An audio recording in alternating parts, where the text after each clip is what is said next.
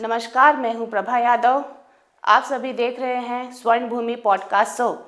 आज के हमारे खास मेहमान हैं सरगुजा के लोकप्रिय लेखक एवं साहित्यकार डॉक्टर सुधीर पाठक जी। आपका बहुत बहुत स्वागत है हमारे पॉडकास्ट शो में। धन्यवाद। इस शो को होस्ट करेंगे सरगुजा के लोकप्रिय कलाकार आनंद यादव जी। आइए, आपका बहुत बहुत वेलकम है। बहुत बहुत धन्यवाद। आपका नमस्कार, मैं हूं आनंद यादव और आप देख रहे हैं स्वर्ण भूमि पॉडकास्ट। आज के खास मेहमान हैं सरगुजा के लोकप्रिय लेखक साहित्यकार सुधीर पाठक जी। डॉक्टर सुधीर पाठक जी, आपका स्वर्ण भूमि पॉडकास्ट में बहुत बहुत स्वागत, अभिनंदन है।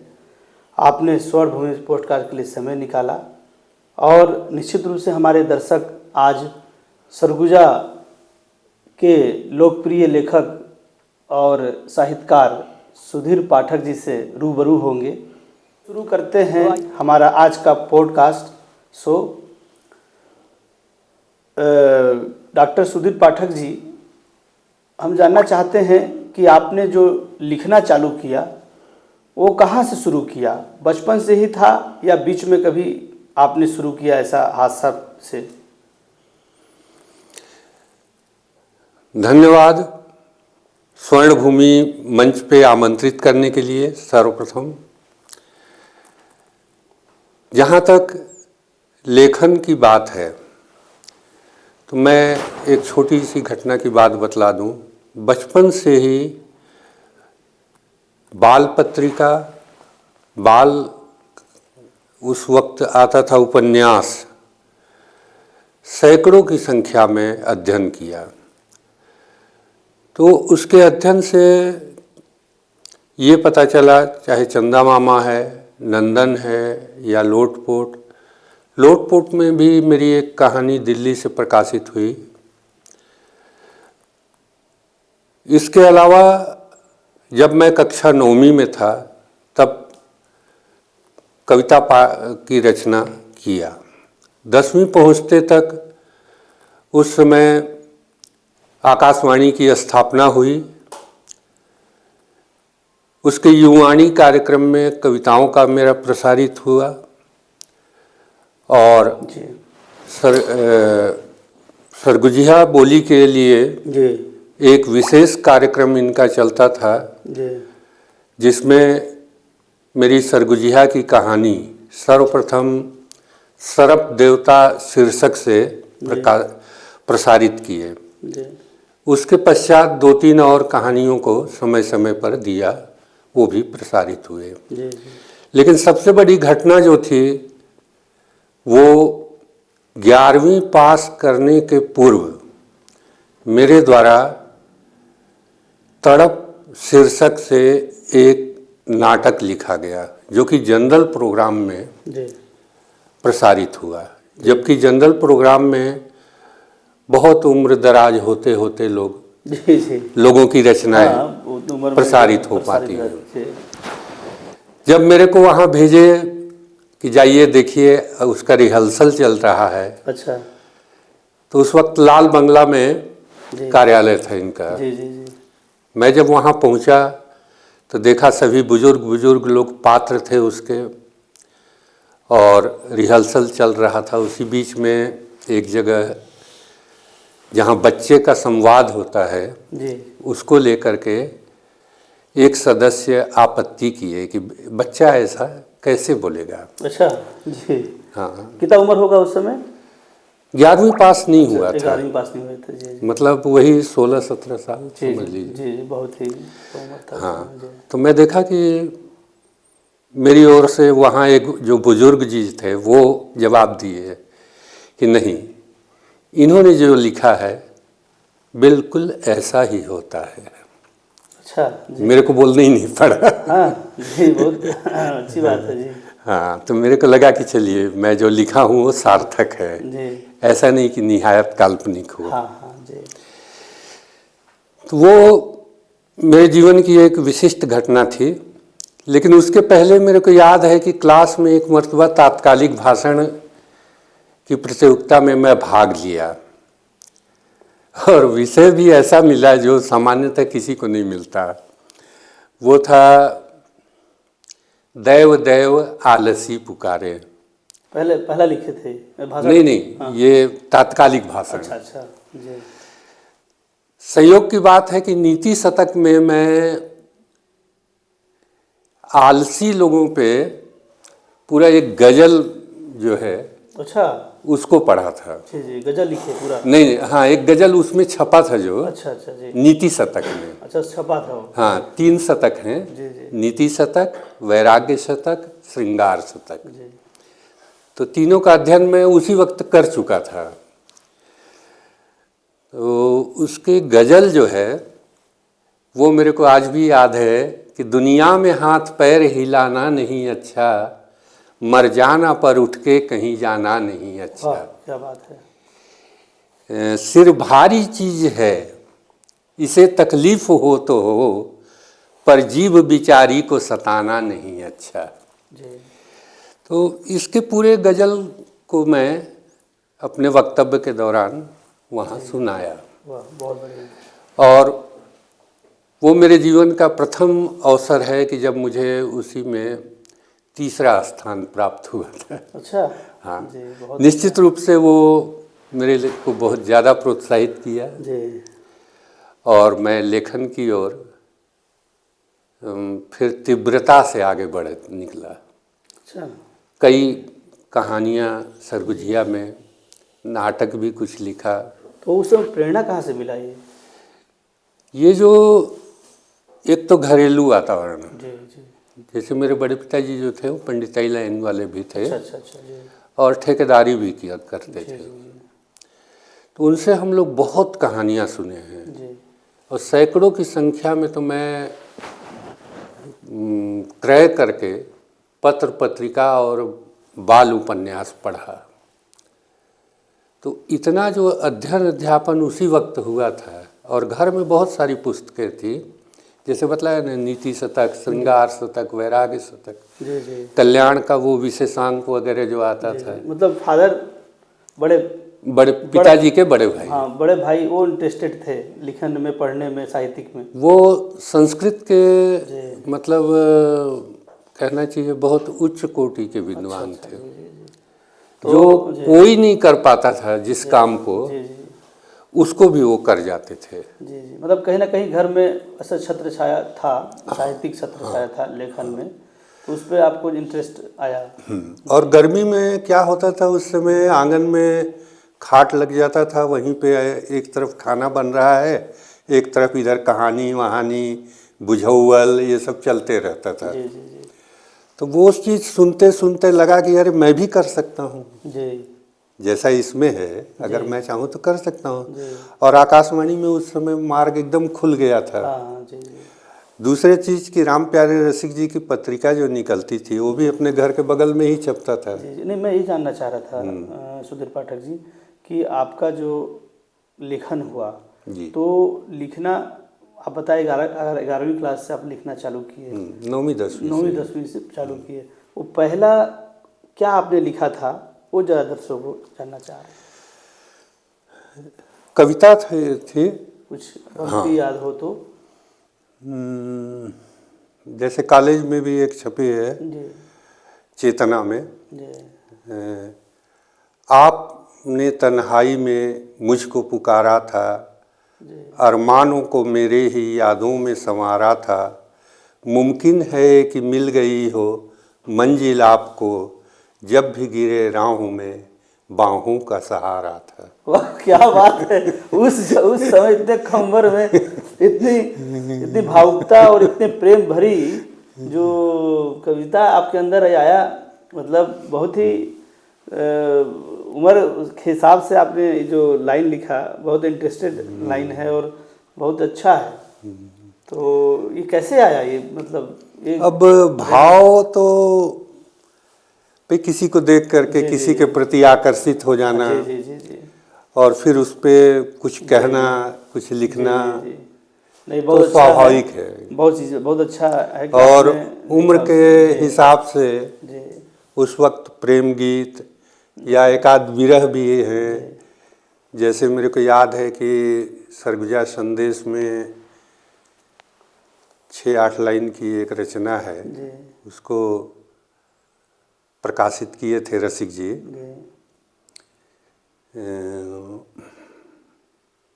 उसकी पंक्ति कुछ विस्मृत हो रहा है। आपने लेखन के क्षेत्र में आज अच्छा काम कर रहे हैं, तो हम अगला प्रश्न लेते हैं सुधीर पाठक जी कि हम जानना चाह रहे थे कि आपका जो जन्म स्थान है वो कहाँ है रहा, और आपकी जो है शिक्षा दीक्षा कहाँ हुई, थोड़ा हम जानना चाह रहे हैं।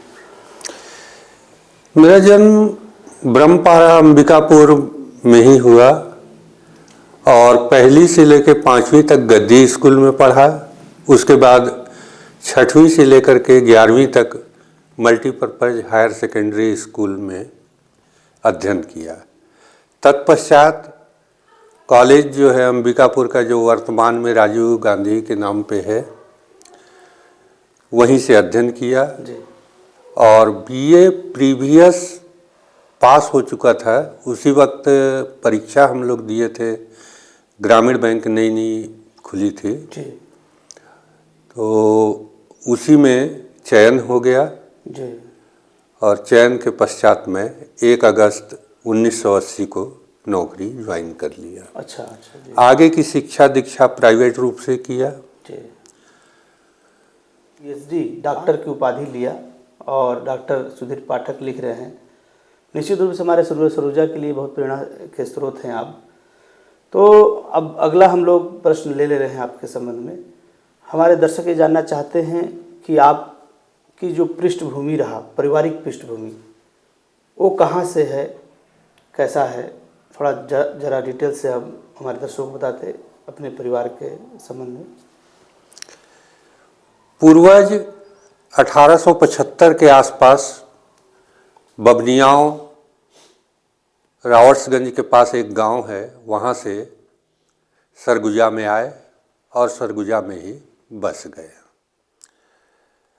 मेरे बाबा का विवाह जो है चंद्रशेखर पंडित जी का जो परिवार है उसी से हुआ और मेरा भी जन्म उसी ब्रह्मपारा में हुआ।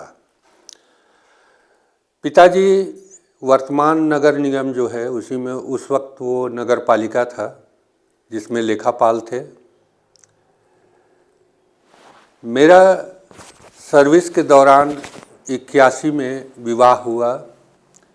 बलिया के रहने वाले हैं परशुराम पांडे जी, उनकी बड़ी पुत्री मंजू पाठक जी से। यह भी एक अच्छा संयोग रहा कि मेरे को हर कदम में, चाहे वो पारिवारिक हो, सामाजिक हो या साहित्यिक हो, श्रीमती मंजू पाठक जी का सहयोग हमेशा भरपूर मिला। वो घर परिवार चलाने में इतनी निपुण हो गई थी कि मेरे को घर परिवार की जिम्मेदारी से लगभग मुक्त कर दी थी। इसलिए मैं दिन भर बैंक और रात भर अध्ययन, अध्यापन और लेखन इसमें लगा रहा। सर्विस के साथ साथ। हाँ जी। 2 पार्ट में मेरा लाइफ जो है वो चला। बहुत अच्छा, बहुत बढ़िया। एक पार्ट था सुबह से लेकर के शाम तक का, जो बैंक के लिए समर्पित रहा, और दूसरा पार्ट था वहाँ से वापस आ करके और साहित्यिक गतिविधि में लग जाना, चाहे अध्ययन चाहे लेखन। बच्चे हुए। आज की तारीख में सबसे बड़ा बालक जो है गौरव पाठक, वो नगर निगम में ही लगा है। दूसरा बालक जो है छोटा वाला आर्किटेक्ट है, CGMSC में लगा है। तीनों बिटिया जो है पढ़ने लिखने में बिल्कुल अव्वल रहीं। बड़ी बिटिया जो है वर्ग 1 में अभी भी पदस्थ है। दूसरी बिटिया भी आंगनबाड़ी के उस पर चयनित हुई, कुछ समय काम की, बाद में इस्तीफा दे दी। छोटी बिटिया भी पढ़ने में MSc तक की पढ़ाई जो है कर चुकी है। भविष्य में जो चाहे सो कर सकती है। पिताजी लोग 3 भाई थे। उनके बड़े भाई जो हैं वो पंडित ठाकुर दत्त पाठक सरगुजा महाराज के सौजन्य से कलकत्ता जा कर के संस्कृत में अध्ययन अध्यापन किए, बाद में यहाँ आए, कुछ समय पंडितान में भी रहे, बाद में ठेकेदारी करने लगे। और उनके सबसे छोटे भाई जो हैं हरिदत्त पाठक, वो घरेलू कामों में खासकर कृषि वगैरह में लगे रहे। पुलिस लाइन स्थित गौरी मंदिर के स्थापना के समय प्राण प्रतिष्ठा व अन्य कार्यों में पंडित देवदत्त पाठक के साथ पूजा पाठ का कार्य किए थे। जी, बहुत ही अच्छा आपका पारिवारिक बैकग्राउंड है और बहुत अच्छे विल सभी बच्चों को आपने पढ़ाया लिखाया, निश्चित रूप से प्रेरणा के स्रोत हैं आप अपने। सुधीर पाठक जी, आपका सेवानिवृत्त कब हुआ और आपका प्रतिदिन सेवानिवृत्त के बाद कैसी दिनचर्या रहती है? मार्च 2018 में सेवानिवृत्त हुआ। उसके बाद 2 जगह हम लोग का खेती बाड़ी है, वो भी मैं ही देखता हूँ। भाइयों में अब भूमि का बंटवारा हो गया है, शंकरगढ़ में भी है और यहाँ से सोहगा में। सुबह उठ कर के नित्य कर्म से निवृत्त हो कर के आधा घंटा पौन घंटा व्यायाम, तत्पश्चात दैनिक कार्य जैसे स्नान वगैरह ये सब करके थोड़ी देर अध्ययन अध्यापन अथवा लेखन जो भी हो इसको करता हूँ। उम्र कितना हो गई होगी आपकी? अभी वर्तमान में मेरा 67। बहुत अच्छा है, आप 67 साल में इतने चमक रहे हैं, स्वस्थ हैं। धन्यवाद। आज यही है कि आप रोज जो शारीरिक व्यायाम करते हैं, इस पॉडकास्ट के माध्यम से भी लोगों की प्रेरणा के स्रोत हैं आप, कि सेवानिवृत्ति के बाद और प्रतिदिन आप जो है योग करते हैं अपने शरीर को स्वस्थ करने के लिए। सभी को करना चाहिए योग, है ना? तो तत्पश्चात कुछ अध्ययन अध्यापन, दोपहर में लेखन, सायंकाल भी मॉर्निंग वॉक की तरह इवनिंग वॉक में निकल जाते हैं। पहले मॉर्निंग वॉक में जाते थे, वर्तमान में इवनिंग वॉक में। और सुबह जो है स्नान के बाद कुछ देर, जैसा कि पूर्वजों से चला आ रहा है, पूजा पाठ में भी थोड़ी देर का समय भी व्यतीत होता है। हमारे यहाँ ब्रह्मपारा में बाबा और बुआ के समय से शिव जी स्थापित हैं। उन्हीं की कृपा से मैं तो समझता हूँ कि ये सब इतना आसानी से कार्य हो रहा है, कहीं पे भी कोई व्यवधान नहीं आ पाया और जो भी आया वो बगल से निकल गया। उसके लिए मैं कोई बहुत विशेष प्रयास नहीं किया। ये भी पूर्वजों का आशीर्वाद ही है। तो आपके पूर्वज के लोग, सुना हूँ कि हमारे जो महाराजा हैं यहाँ, उनके घर में पूजा पाठ भी करते थे, जरा उसके बारे में बताएं। मेरे बड़े पिताजी जब कलकत्ता से अपना अध्ययन अध्यापन करके लौटे तो 6-8 माह के लिए यहाँ पंडितान में रहे। फिर इनको लगा कि मेरे को पंडितान में के अलावा कुछ ऐसा करना चाहिए जिससे आर्थिक स्थिति जो है वो सुदृढ़ हो सके। तो उस वक्त वो सबसे पहले ईंट का भट्ठा चलाए, बाद में जंगल की ठेकेदारी लिए थे। घर में उस वक्त ट्रक वगैरह भी था और ये सब करते रहे। हम लोग का जो मकान है पक्का वाला, वो उन्हीं का बनवाया हुआ है। कुआं भी पक्का का बनवाए। नहीं, जिस प्रकार से बताया कि पूजा पाठ करते थे, घर में और भी ऐसे हैं क्या पुरोहित अभी हैं जो पूजा पाठ से जुड़े हुए हैं या कर रहे हैं ऐसा? नहीं, वर्तमान में एक सामान्य पूजा पाठ जो घरेलू होता है सिर्फ वहीं तक सीमित है। और जैसा कि बड़े पिताजी को ज्ञान था उसको ग्रहण करके हम लोग आगे नहीं बढ़ पाए। जी, अब एक हम लोग बहुत अच्छा क्वेश्चन एक आ रहा था कि आपके जो सेवा काल है, आपने तो सेवानिवृत्त के बारे में बताया, इस साल हुआ, लेकिन हम दर्शक जानना चाहते हैं कुछ अच्छी अनुभव वाली बात जो दिल को छू ले। ऐसा घटा होगा कोई घटना आपके साथ वो थोड़ा हमारे दर्शकों को बताएं आपके सेवा काल, सर्विस काल के संबंध में। ये बात 91 की है। मेरी पदस्थी की है बलंगी और बिहार पूर्व। अच्छा अच्छा, बलंगी सूरजपुर जिला। हाँ जी जी। वर्तमान में सूरजपुर में है, उस वक्त अविभाजित सरगुजा हाँ था। जी जी, उस समय तो था जी। उस वक्त वार्डफ नगर से पहले भी जो है वो नदी पे पुल पुलिया नहीं था जी बारिश के सीजन में एक एक दो दो माह बाद हम लोग लौट के आते थे। जी। वार्डफ नगर से आगे इरिया नदी में भी नहीं था पुल पुलिया, अच्छा अच्छा जी और आगे की तो बात सवाल ही पैदा नहीं। जी जी जी लाइट कल्पना के बाहर की बात। जी आवागमन का साधन जी एक इकलौता छाबड़ा बस था जो जी जी जहाँ तक चले जाए नहीं तो जी पैदल चलिए। जी। 35 और 40 किलोमीटर तक पैदल चल के हम लोग लौटे हैं। अच्छा, 35-40 किलोमीटर उस समय। हाँ जी। कौन सा ईयर, कौन सा होगा? 91-92 91-92 की बात है जी। वही उसी वर्ष 92 में जी। रिबई पंडो का कांड हुआ था। अच्छा जी। जिसमें फरवरी मार्च में एक माह में लगभग 28-30 मंत्रियों का प्रवास हुआ था यहाँ। अच्छा हाँ। जी जी। वहीं से दिग्विजय सिंह जी 2 दिन का जो भूख हड़ताल किए थे, अच्छा तो उस वक्त तो मध्य प्रदेश में था, अच्छा अच्छा जी जी। वहीं से मुख्यमंत्री बने थे वो। अच्छा हाँ। जी जी और वो रिबई पंडो कांड का मूल कारण ये है कि पंडो लोग बिल्कुल पहाड़ी एरिया में रहते हैं, जी जहाँ की फसल के नाम पे अच्छी बारिश हुई तो कुछ हो गया, अन्यथा कुछ भी नहीं। जी। सन 1995 में मेरी पदस्थी सरगुजा क्षेत्रीय ग्रामीण बैंक की शाखा महाराजगंज में हुई। अच्छा जी जी।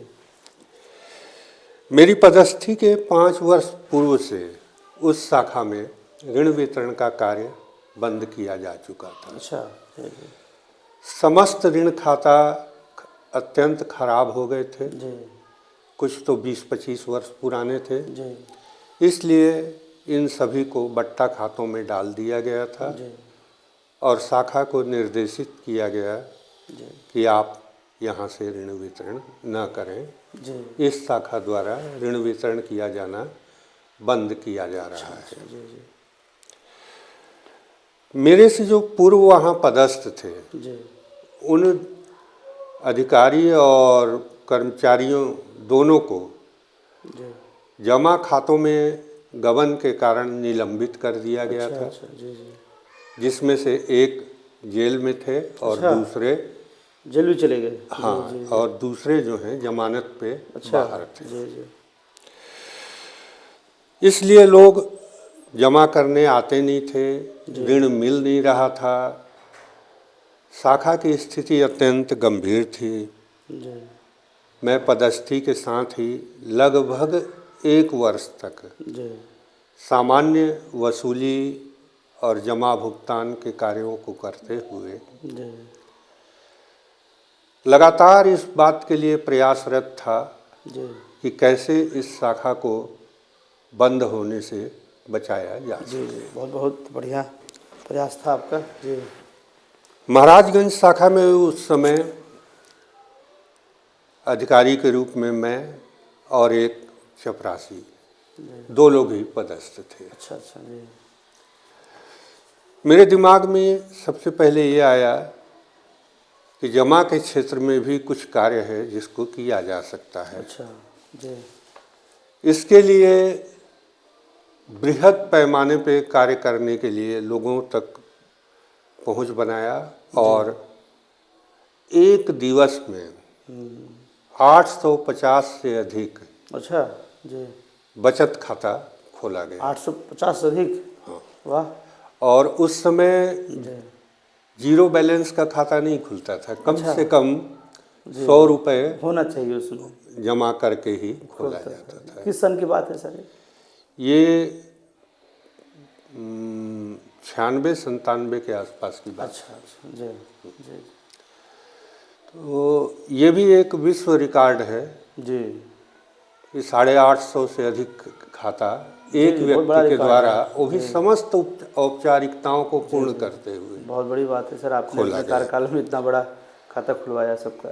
जी इसी के साथ वसूली के क्षेत्र में जब खाता खराब हो चुके थे जी और सभी को बट्टा में डाला जा चुका था, तो अगले वर्ष के दिसंबर को एक बृहद कैंप, वसूली कैंप का आयोजन जी क्षेत्रीय प्रबंधक महोदय के सलाह से जी आयोजित किया, जी जिसमें हमारे बैंक के उस वक्त के वर्तमान अध्यक्ष श्री अय्यर साहब, अंबिकापुर वसूली विभाग के श्री के एम शुक्ला, क्षेत्रीय प्रबंधक श्री विनय मोहन शर्मा और हमारी बलरामपुर शाखा के शाखा प्रबंधक ईश्वर यादव जी भी अच्छा जी वसूली कैंप में सहयोग करने के लिए जी उस तिथि में उपस्थित रहे। बहुत अच्छा सेवा काल आपका रहा। हाँ, और उस तिथि को 115 लोगों के द्वारा जी ये डूबंत ऋण खातों में समझौता के तहत 85,000 रुपये जमा किया गया। अच्छा अच्छा जी और कई खाता जो थे समझौता के तहत बंद हुए और कई खातों में जी आगामी 3 माह में जमा करने का समझौता अच्छा भी किया गया। जी जी जी एक व्यक्ति के द्वारा इतना वसूली किया जाना, जी इस बात को जैसे ही फोटो सहित जी समाचार पत्रों में प्रकाशित कराया, जी तो कलेक्टर महोदय और जी बोर्ड ऑफ डायरेक्टर के अन्य सदस्यों ने संज्ञान लिया जी और बोर्ड की आगामी बैठक में सभी इस बात का विरोध किए कि यदि एक व्यक्ति के द्वारा जी एक दिवस के कैंप में इतना अधिक वसूली किया जा सकता है, जी तो अन्य शाखाओं द्वारा भी किया जा सकता है जी और भविष्य में इस शाखा की भी स्थिति अच्छी रहेगी। जी इसलिए इन शाखाओं को बंद कर निकटस्थ शाखाओं में इसके कारोबार को स्थानांतरित करना जी स्थगित किया जाए अच्छा और स्थगित कर दिया गया वाह है। बहुत बढ़िया सर। इस प्रकार हमारी 10 शाखाएं बंद होने से बच गई, वाह जिससे मेन पावर में भी जी 30 लोगों का जी वृद्धि हो गया। बहुत अच्छा सर। आपने इतनी सारी अपने शासकीय नौकरी, बैंक में आप नौकरी करते हुए भी आपने अच्छा उत्कृष्ट कार्य किया है। निश्चित में सराहनीय इस कार्य के लिए जी सरगुजा क्षेत्रीय ग्रामीण बैंक अधिकारी और कर्मचारी संघ की जब बैठक हुई जी तो उसमें मेरे को हमारे संघ द्वारा सम्मानित भी किया गया है। बहुत बहुत बढ़िया सर, बहुत बढ़िया, बहुत बहुत बढ़िया सर। आपने इतना अच्छा आपने किया निश्चित रूप से कि कोई कर्मचारी अपने सर्विस काल में इतनी ईमानदारी से, कर्मठता और अपने दायित्व को इतने अच्छे से निभाए हैं अपने सेवा काल। निश्चित रूप से हमारे क्षेत्रवासी और हमारे लोगों के लिए बहुत ही प्रेरणा के स्रोत को स्किप करके हम लोग आगे चलते हैं कि आपके साहित्यिक क्षेत्र के बारे में जो आपने लिखा है। सरगुजा में आपने बहुत सारे पुस्तकें लिखी हैं, तो मैं जानना ये चाह रहे हैं हमारा दर्शक कि सबसे पहला जो पुस्तक आपका प्रकाशन हुआ वो कौन सा था और उसमें क्या क्या विषयों पर आपने उसको लिखा, जरा हमारे दोस्तों को बताएं। ये बात 1996 की है। मेरे मन में आया कि ये सरगुजा के कुछ धार्मिक स्थल जो हैं इन पे कुछ रचना की जाए। तो मैं देखा कि मेरे पास 6-7 मंदिरों के बारे में, जिसमें महामाया मंदिर, राम मंदिर, हनुमान मंदिर, शंकर मंदिर, ये सब हैं, इनके बारे में आलेख तैयार था। तो मैं इनको संग्रहित करके 1996 में शक्ति साधना का महापर्व नवरात्र रामनवमी करके एक पुस्तक प्रकाशित कराया। इसके बाद सन 2008 में जी एक साथ 2 पुस्तकें आई। जी सरगुजा जन आस्था का केंद्र, जी जिसमें अविभाजित सरगुजा के 24, उसके बारे में थोड़ा सा डिटेल, सभी पुस्तकों के बारे में थोड़ा थोड़ा लोगों को बताएं कि लोग जानें कि उसमें आपने किस उद्देश्य से लिखा उसको। इसी बीच में भारतेंदु साहित्य समिति सरगुजा से भी जुड़ा, जी जिसमें कि 1-2 वर्ष बाद ही मेरे को सचिव का दायित्व दिया गया। जी 2003 से गागर नामक पत्रिका जो है, जी जो सरगुजिया बोली की पहली पत्रिका है, जी उसका प्रकाशन प्रारंभ कर दिया। जी मेरे को लगा कि ये बोली जो है धीरे धीरे विलुप्त होते जा रही है। जी तो उसको बचाने के लिए मेरे पास एक ही मार्ग था कि पत्रिका में अधिक से अधिक रचनाओं को रखा जाए। जी उस समय लक्षणधारी मिश्र जी भी लिखे थे, उनका भी प्रकाशित किए। जी आपके ये शर्मा जी जो हैं अपने हॉस्पिटल के पास वाले, उनकी कहानियाँ जो हैं, जी करण फूल वगैरह, वो सब भी प्रकाशित किए। जी इस तरीके से चलने लगा। तो मेरे मन में विचार आया कि बहुत सारा आलेख जो है धार्मिक स्थलों को लेकर के, जी वो भी एकत्रित हो गया है। इनको संग्रहित करके पुस्तकाकार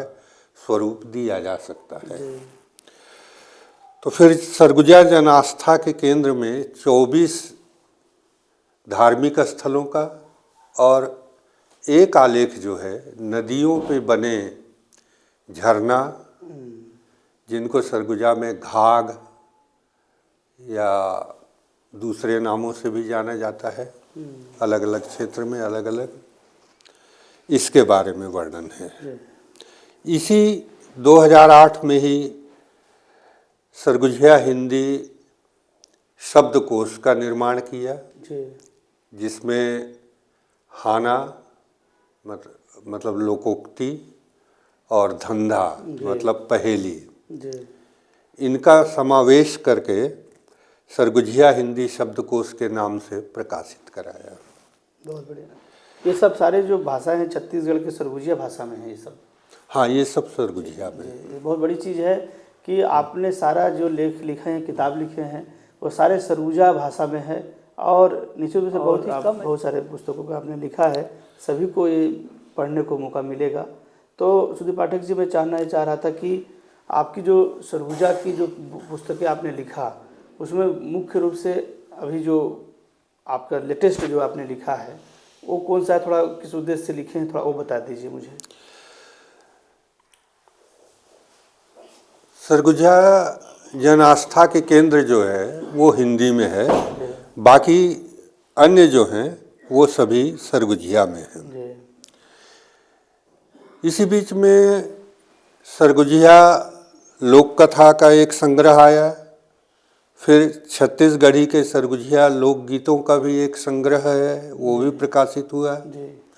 लेकिन इसके पहले 2012 में मेरा शोध कार्य पूर्ण हो चुका था, लेकिन उस पुस्तक का प्रकाशन 2021 में मेरे द्वारा कराया गया। तो इसमें अभी तक कितने पुस्तकों का प्रकाशन हो गया टोटल आपका? निजी रूप से 6 पुस्तकें प्रकाशित हो चुकी हैं जी, और 2-3 जो हैं वो अभी प्रकाशन के लिए गई हैं। जी जी। हाँ, एक उसमें MA कोर्स की है जी। और एक जो है सामान्य जानकारी की है जी। जो यहाँ के पर्व वगैरह, नृत्य वगैरह, वाद्य यंत्र, इन सभी से संबंधित है। दरअसल कि आपने अभी तक इतने सारे पुस्तकें लिखे हैं, तो आपको अभी तक किस किस संस्था या शासन प्रशासन से क्या क्या कहाँ से पुरस्कार मिला है अभी तक? थोड़ा पुरस्कार के बारे में बता देते। इसके लिए छत्तीसगढ़ शासन भी सम्मानित कर चुकी है और साथ ही जो राजभाषा आयोग है इसके द्वारा भी अलग अलग समय पे सम्मानित किया गया है। जी जी। साथ ही विभिन्न संस्थाओं के द्वारा भी कुल मिलाकर के लगभग 40-45 बहुत अच्छा जी। के क्रम हैं। निश्चित रूप से आपके इस पुस्तक से लोग पढ़ के जागृत होंगे, और सबसे बड़ा कि आपने लोकगीतों का संग्रह इतना बड़ा लिखा है, हमारे सरगुजा के लोगों को पढ़ने के लिए मिलेगा। गीत हो सकता है इसके गाने वगैरह भी बहुत सारे आगे होंगे, लोग बना रहे भी होंगे, और आप बहुत ही प्रेरणा के स्रोत है सारे किताब। सुधीर पाठक जी, हमारे दर्शक भी जानना चाह रहे थे कि आप इन पुस्तकों के माध्यम से, और जो आप लिखे हैं अभी तक लिख रहे हैं समाज के लिए, अपने लेखन को लिख रहे हैं, उसके माध्यम से अभी तक आपने उपलब्धि बहुत सारा जो आपने पाया, तो मैं चाहता हूं कि इसमें से कुछ ऐसे जो आपके दिल को छू ले, एक आध कविता का पाठ करते, गा के थोड़ा सुनाते, या हमारे दर्शक सुनना चाहते थे। छत्तीसगढ़ के सरगुजिया लोकगीत में से ठड़िया कर्मा गीत के कुछ पंक्ति जो है वो मैं आपके सम्मुख रख रहा हूँ। ओरे रे रिझोली गे तोरे लोभे खेले ले आए, भादों के महीना में एकादशी दिना में पानी बरिस ले, अंगना में काई बैठ गई, अंगना में बिछली मती गिरबे, धीरे रसा खेलबे, अंगने बिछली मती गिरबे, फूट जाही मांदरी टूटी जाही टंगना, ले ले वो मांदर ले ले वो टंगना, कै तो रुपया में मांदर बेसाए ले वो, कै तो रुपया में टंगना बेसावो, 40-50 में मांदर बेसाबो, 20-25 कर टंगना, फूट जाही मांदर टूट जाही टंगना, बस एक मुखड़ा, संगवारी ले पीरितिया जोड़ ले वो। बहुत अच्छा लगा सुधीर सर जी। मैं चाहता हूं कि जिस प्रकार आपने लोकगीतों का संग्रह किया है, उसी कविता संग्रह भी आपने लिखा है जो सबके लिए प्रेरणा का स्रोत है। मैं चाहूँगा कि आप 4 लाइन कविता भी पेश करते हैं हमारे दर्शकों के सामने, तो बहुत अच्छा लगता है। सरगुजिया कविता कर संझिया संग्रह में मोर ये रचना प्रकाशित है पाटी पार के। ओकरे कुछ पंक्ति जो है आप लोग के सामने रखत हूँ। धक धक जिउरा धड़केल धनिया, जब ते चलथस पाटी पार के, तुम्मा मुही बड़ सुगर रे, तोर मुहला देखो दिया बार के, तोर मुहला देखो दिया बार के, का जाने का सूझिस मूला, तोरे चिरंग है रंगन चोला, मद मातल मतवार नियर, बौराइस सहज मन भोला, बद के लागिस तोरे डहर, बद के लागिस तोरे डहर, सगर नगर ला बिसार के, तोर मुहला देखो दिया बार के। धन्यवाद। अच्छा लगा आपका यह कविता। सुधीर पाठक जी, हम जानना चाह रहे थे कि अभी तक मुख्य जो आलेख हैं वो कौन कौन से आपके मुख्य आलेख हैं, जरा हमारे दर्शकों को बताते हैं। सन 2005 में भाषा पत्रिका में के लोक साहित्य विशेषांक में प्रकाशित लोक बोलियों का भाषिक संकट, ये दुनिया के 2594 भाषा और बोलियों के बारे में इसमें लिखा गया है। बोली और भाषा के समक्ष क्या क्या संकट है और उसका कैसे समाधान किया जा सकता है, इसके बारे में विस्तार से इसमें वर्णन किया गया है।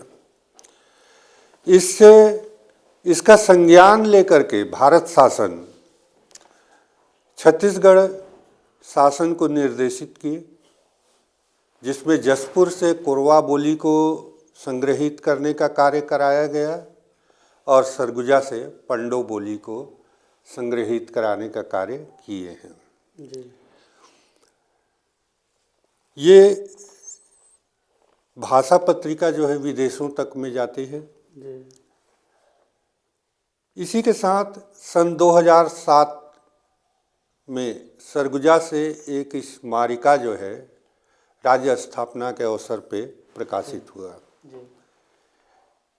जिसके संपादन के लिए मुझे भी यहाँ से निर्देशित किया गया था। उसमें मेरा एक आलेख छपा, लोक ये कोरवा कोड़ाकुओं का जातीय पर्व सोंदो। उस सोंदो के बारे में विस्तार से लेखन किया। मैं महाराजगंज में जब था तो इनके बीच में गया, उसको देखा, समझा और उसकी बारीकियों को लेते हुए इसकी रचना करके उसी में प्रकाशित कराया। इसके प्रकाशन के बाद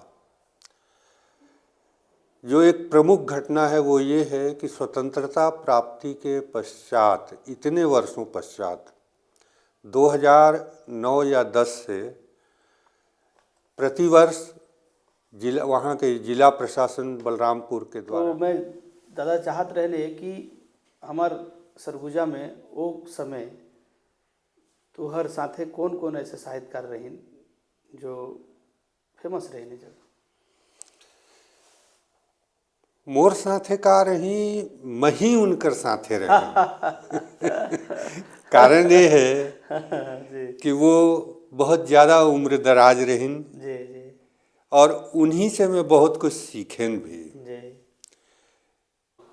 अंबिकापुर के प्रायः सभी साहित्यकारों से निरंतर संपर्क में रहा हूँ। कईयों के जीवन परिचय को तैयार कर आज का सरगुजा के साप्ताहिक विशेषांक में सन 94-95 में प्रकाशित भी कराया हूँ। भारतेंदु साहित्य कला समिति के संस्थापक अध्यक्ष जीवननाथ मिश्र, जो कि जैन मिश्र के संक्षिप्त नाम से लोकप्रिय रहे हैं, वे मेरे हिंदी साहित्य के गुरु रहे। इसके साथ ही समिति के अन्य प्रमुख रचनाकारों में बीडी लाल, भगत सिंह चावला, उमाकांत पांडे, राजेंद्र विश्वकर्मा राज, अर्चना पाठक, गीता द्विवेदी के साथ ही रंजीत सारथी, गीता दुबे, पूनम दुबे, आशा पांडे, राजलक्ष्मी, माधुरी जायसवाल, प्रताप पांडे, प्रकाश कश्यप जैसे विभिन्न कई रचनाकारों के निरंतर सतत संपर्क में रहा। सरगुजिया बोली की पहल पत्रिका गागर के प्रकाशन को लेकर जैन मिश्र जी से विचार विमर्श कर सन 2003 में प्रारंभ किया था। इसके साथ ही सरगुजिया बोली के प्रमुख रचनाकारों में से लछनधारी मिश्र, रामप्यारे रसिक, शायरे शहर यादव विकास, अनिरुद्ध नीरव जी की रचनाओं से भी बड़े गहराई से प्रभावित रहा हूँ। सभी साहित्यकारों, मनीषियों का मुझे भरपूर सहयोग मिला। इसके लिए मैं उन सभी के प्रति हृदय से आभार ज्ञापित करता हूँ।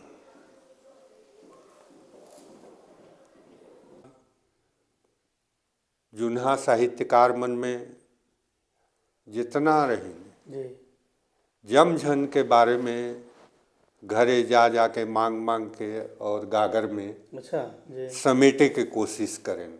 बहुत बढ़िया जी। जेकर से अवैया पीढ़ी के एक नया डहर मिल जाए और अच्छा लोग सरगुजिया के प्रति आकर्षित हो करके एकर पे काम करें। मेरा क्वेश्चन आदर है कि सरगुजिया छत्तीसगढ़ी के लिए विशेष रूप से अभी कुछ और इसमें आप बड़ा समिति या सेवा या इस टाइप का कुछ लेखन या उसके क्षेत्र में कुछ काम चल रहा है क्या अभी तो नहीं है, लेकिन एक विचार बहुत लंबा समय से चलते रहे कि सरगुजिया के लिए जितना साहित्यकार हैं सरगुजिया में लेखन करे वाला उनके एक जगह एकत्रित करल जाए। बहुत बढ़िया। एकर से का होई कि लिखे के साथ साथ विचार विमर्श जब होई तो में बहुत सारा नया चीज आयल, लोग के कुछ नया लिखे पढ़े के मौका भी लगल और बैठक भी होत रहल जी। नहीं अभी जैसे बताया बहुत दिनों से मतलब सीनियर है, 67 साल की उम्र है रोरे मन के, तो हमार सरगुजा में पहले कैसा रही थी जब अंबिकापुर और अभी अंबिकापुर कैसा लगा था तो के? देखिए समय तो परिवर्तन लायल ही और हमेशा होल, चाहे कोई कुछ करे तो न करे तो वो परिवर्तन हर जगह हर क्षेत्र पे है। खासकर सरगुजिया बोली के लिए तो बहुत ही विकट स्थिति है। विकट स्थिति एक चलते है कि नगर में रहे वाला लोग हम लोग सोचते कि बस यही सरगुजिया है जितना कि हम जानती। वास्तविकता ये है कि आज गांव वाला भी बहुत कुछ सरगुजिया बोलना बंद कर देंगे। ये तो बोल चाल में दिक्कत है सरगुजिया भाषा हर थोड़ा सा बढ़ी से, अभी पहले कम रही अभी बढ़ी से, अभी बढ़ी से। अच्छा तो अभी ये जैसे छत्तीसगढ़ में ऐसा मुख्य भाषा का है जो मतलब हमारे छत्तीसगढ़ में जो बोल चाल में वो क्या भाषा अभी बताए रहा है, थोड़ा सा फिर से एक बार बता देता। नहीं, अपन सरगुजिया भाषा भाषी क्षेत्र में जो सरगुजा संभाग में प्रचलन में है वो में सरगुजिया है, भखारी है और सदरी है। अच्छा ये 3 बोली हैं यहाँ। बाकी जातीय बोली हैं। जातीय बोली में भी अब उरांव लोग सदरी बोले लग गए हैं। अच्छा पहले उनके अपन जातीय बोली रहे, वही हाल कमोबेश कोरवा लोग के और पंडो लोग के भी है। ये लोग अपन जातीय भाषा सिर्फ जाति में भसियात हैं। अच्छा बाकी आम जन से बोलचाल में सदरी के प्रयोग करते हैं और भखार क्षेत्र में रहे वाला भखारी के प्रयोग करते हैं। बहुत ही अच्छा आपने बताया कि हमारे सरगुजा संभाग में छत्तीसगढ़ में जिस प्रकार बोलचाल जो है, अब जो हमारे संस्कृति है सरगुजा का भाषा है ओके हमार गांव तक और शहर तक सब बोलचाल में वो भाषा ला उपयोग करते हैं। और निश्चित रूप से हमार छत्तीसगढ़ में राजभाषा आयोग द्वारा समय समय पर जो आयोजन होते हैं और कर रहे हैं पढ़ाने के लिए, तो आज हम रूबरू हुए हमारे सरगुजा के लोकप्रिय लेखक जिन्होंने सरगुजा छत्तीसगढ़ में कंटिन्यू किताब लिख रहे हैं, गीत लिख रहे हैं, कविता लिख रहे हैं। निश्चित रूप से हमारे युवाओं को ये प्रेरणा का स्रोत है और सीखने को इससे मिलेगा और हमारे सरगुजा के भाषा छत्तीसगढ़ भाषा आगे बढ़ेगा। तो अब हम विदा लेते हैं। डॉक्टर सुधीर पाठक जी, आपसे बात करके बहुत ही अच्छा लगा। बहुत बहुत धन्यवाद आपका। धन्यवाद आपके प्रति भी।